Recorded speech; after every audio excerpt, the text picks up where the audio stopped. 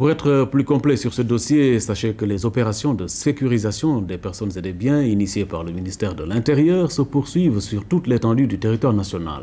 Le week-end dernier, policiers et gendarmes ont lancé à Dakar une opération d'envergure qui a permis d'interpeller plusieurs dizaines de personnes. Amadou Mbaïloum. Commissariat d'arrondissement de Dieuppeul. Pour un soir et pour les besoins d'une opération de sécurisation à Dakar, il était le point de ralliement de tous les personnels devant participer à l'opération dénommée Karangé. Éléments de la police, de la brigade d'intervention polyvalente, du groupement mobile d'intervention appuyé par des éléments des brigades de recherche des différents commissariats de Dakar, auxquels se sont ajoutés 2 pelotons de la Légion de gendarmerie d'intervention, le GIGN et les éléments de la compagnie de gendarmerie de Dakar.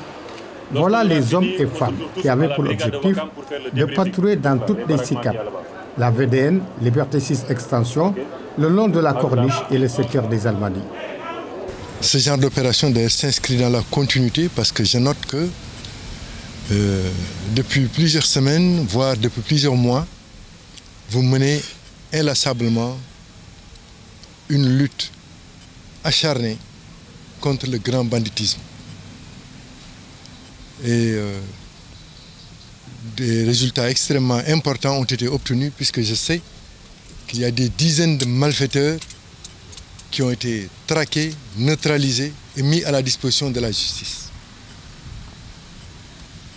Il s'agit donc aujourd'hui de continuer cet effort important qui a été fait